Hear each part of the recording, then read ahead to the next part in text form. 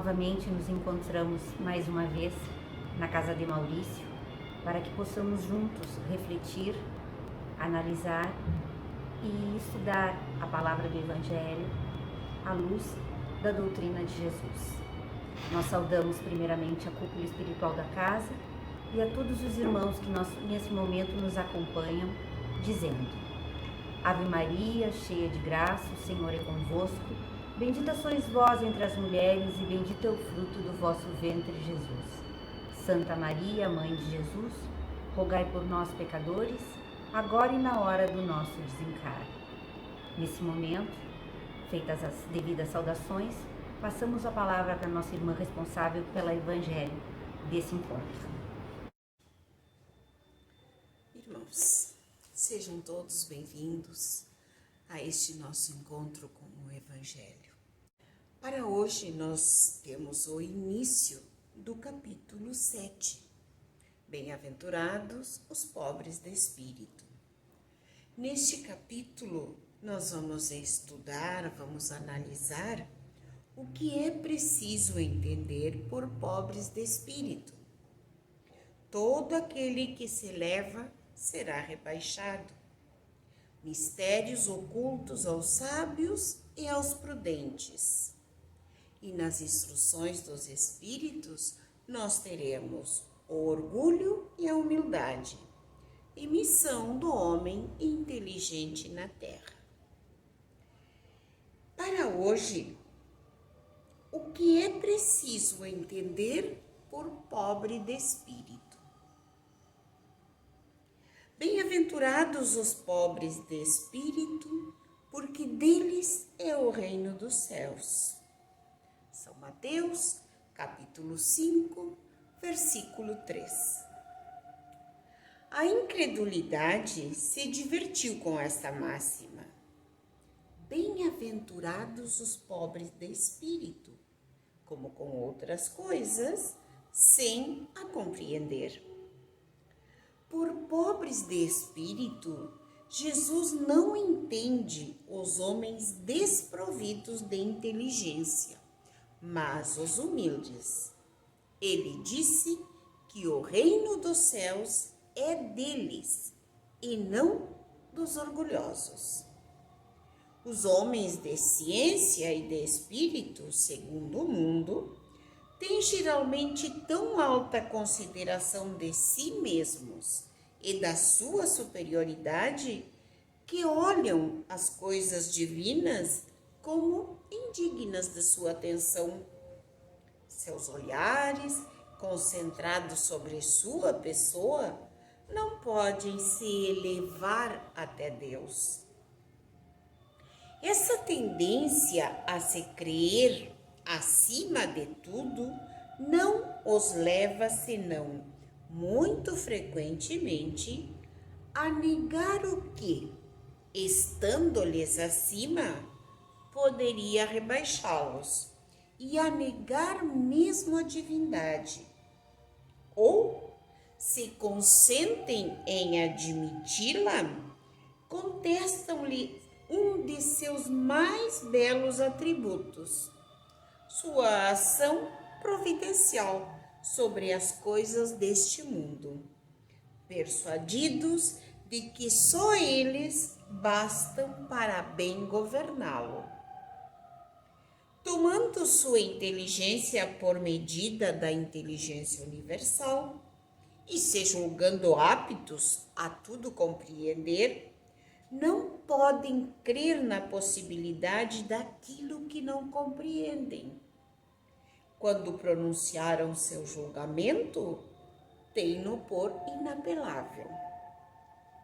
Se se recusam a admitir o mundo invisível e um poder extra-humano, não é, entretanto, porque isso esteja acima de sua capacidade, mas porque seu orgulho se revolta com a ideia de uma coisa acima da qual não podem se colocar e que os faria descer de seu pedestal. Por isso, eles não têm senão sorrisos de desdém por tudo o que não é do mundo visível e tangível. Eles se atribuem muito de espírito e de ciência para crerem nessas coisas, segundo eles, boas para as pessoas simples, tendo aqueles que as levam a sério por pobres de espírito. Entretanto, o que quer que digam, lhes será preciso entrar, como os outros, nesse mundo invisível que ridicularizam, quando seus olhos serão abertos e reconhecerão seu erro.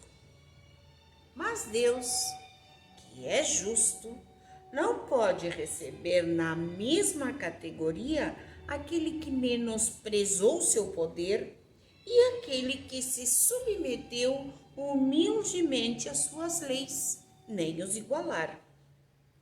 Em dizendo que o reino dos céus é para os simples, Jesus quer dizer que ninguém é nele admitido sem a simplicidade do coração e humildade do espírito.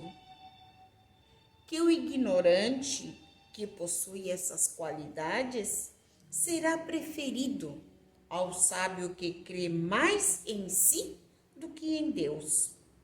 Em todas as circunstâncias, ele coloca a humildade no plano das virtudes que nos aproximam de Deus, e o orgulho entre os vícios que nos distanciam dele. E por isso, por uma razão muito natural, tem vez que a humildade é um ato de submissão a Deus, enquanto que o orgulho é uma revolta, é um ato de revolta contra ele.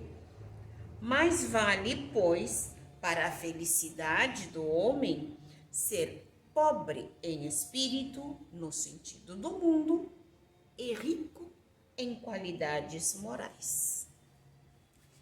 Esses são então os itens 1 e 2 do capítulo 7, Bem-aventurados pobres de espírito. E aí vem uma pergunta, porque muitas vezes nós já falamos em pobre de espírito e muitas vezes nós usamos essas palavras para identificar aquele pequenininho, né? Pobre de espírito, aquele que não tem grandes conhecimentos. Muitas vezes nós usamos pobre de espírito nesse sentido, né? Mas para Jesus não é isso. Pobre de espírito é aquele que é humilde. E o que é a humildade?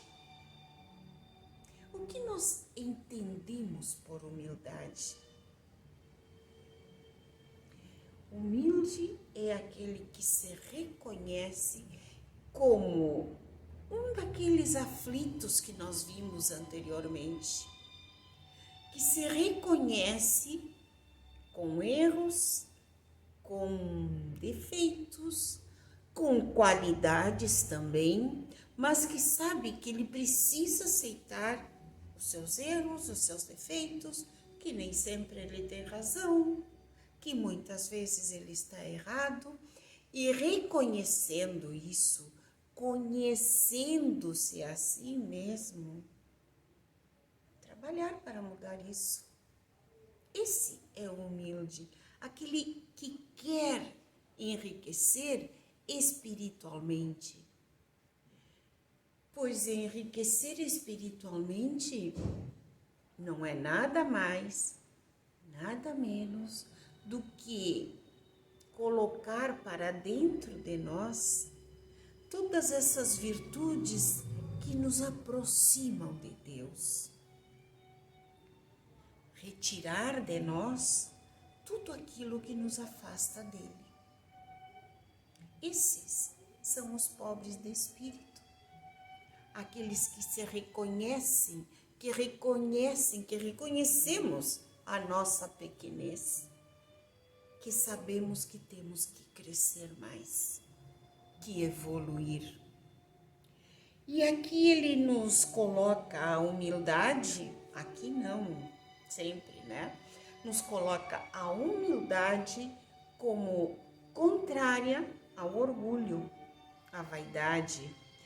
E nos apresenta aqui nesta leitura a situação daqueles que evoluíram muito intelectualmente, evoluíram muito nos seus conhecimentos, os homens de ciência, e se consideram superiores até mesmo a Deus, que não acreditam e julgam como pobres de espírito aqueles que acreditam em Deus. Atenção, quando nós falamos nos homens de ciência, não envolve todos os homens de ciência, porque, graças à providência divina, a situação está mudando.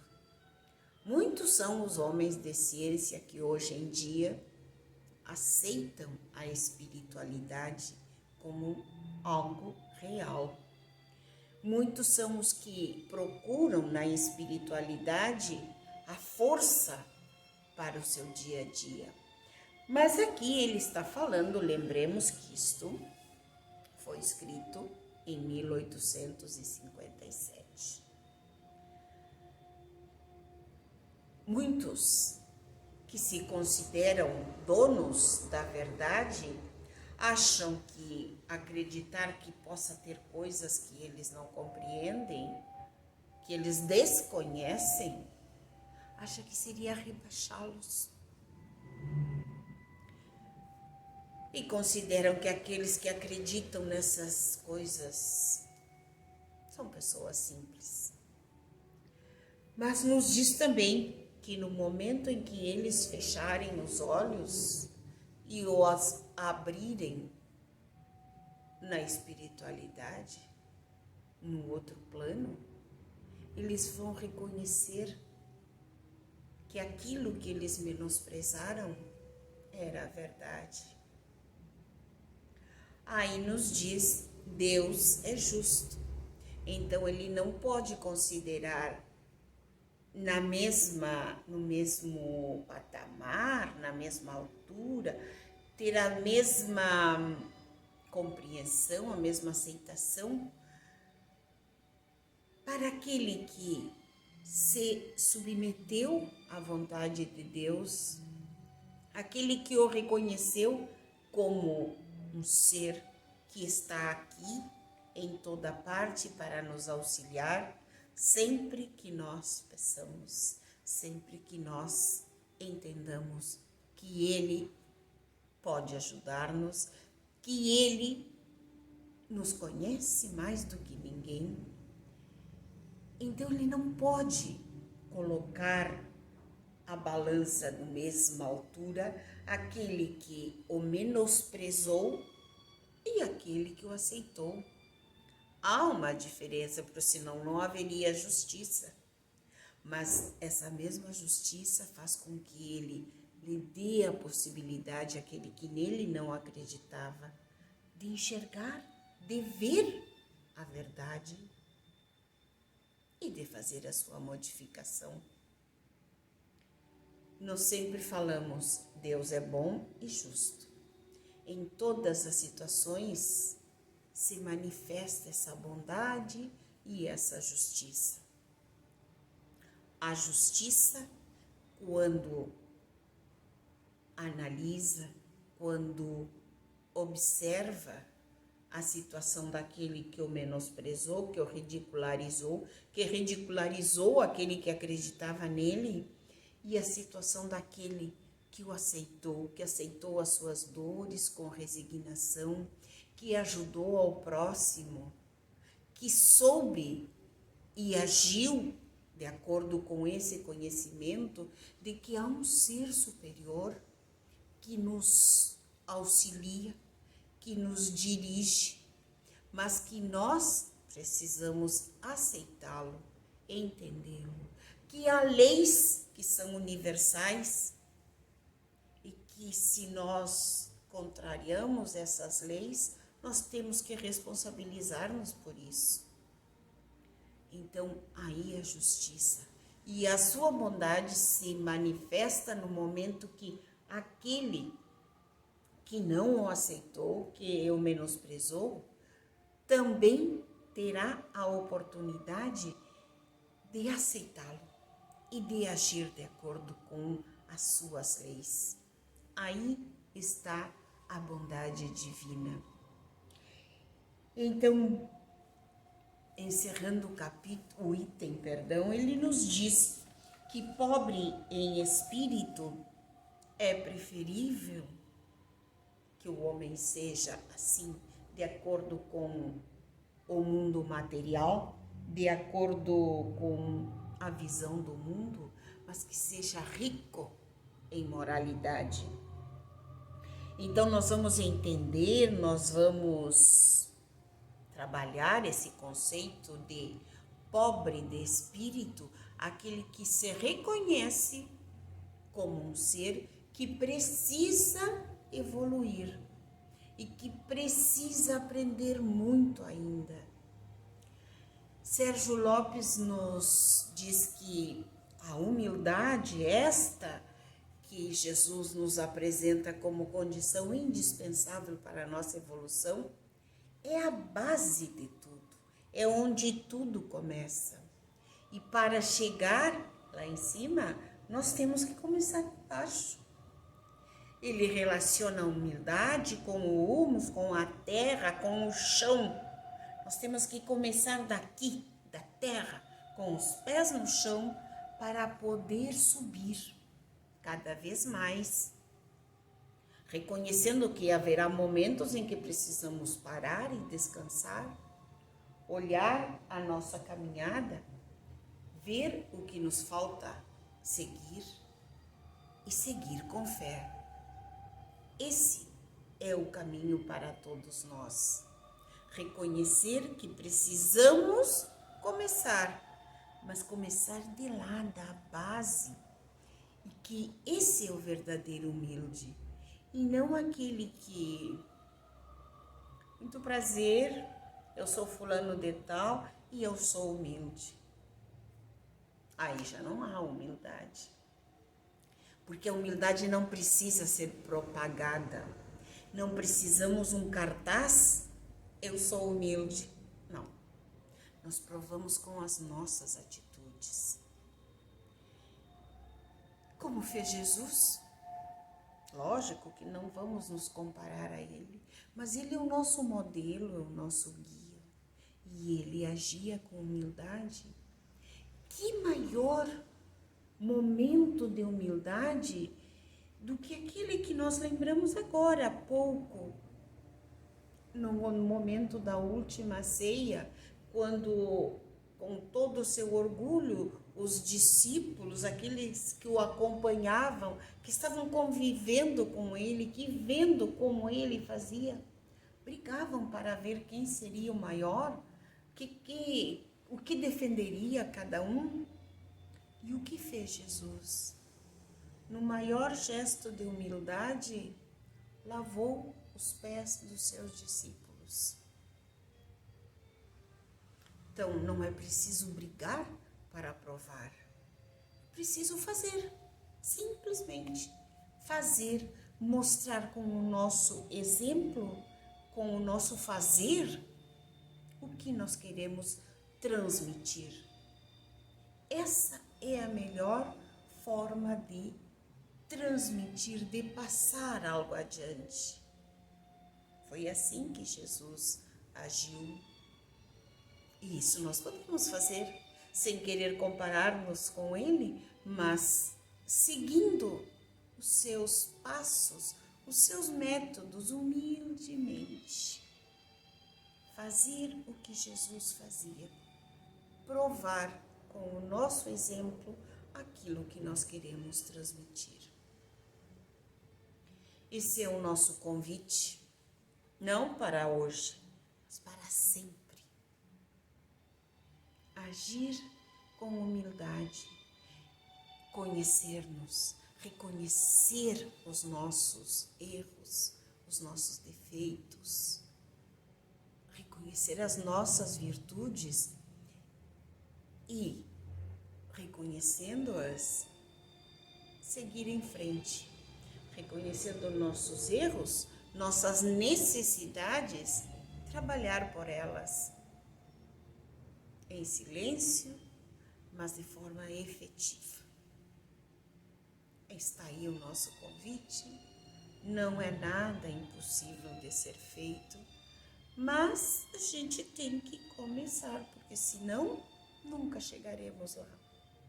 A montanha é alta e nós precisaremos fazer muitas paradas e sozinhos não conseguiremos.